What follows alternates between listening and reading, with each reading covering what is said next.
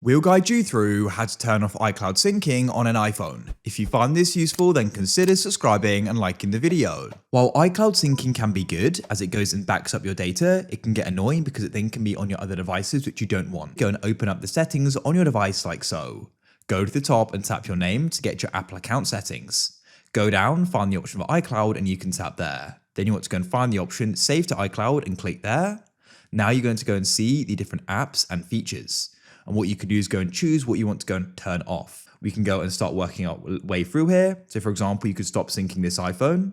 It's important to know often when you go and switch off an iCloud feature, you can go and choose if you want to go and keep the iCloud data on your phone.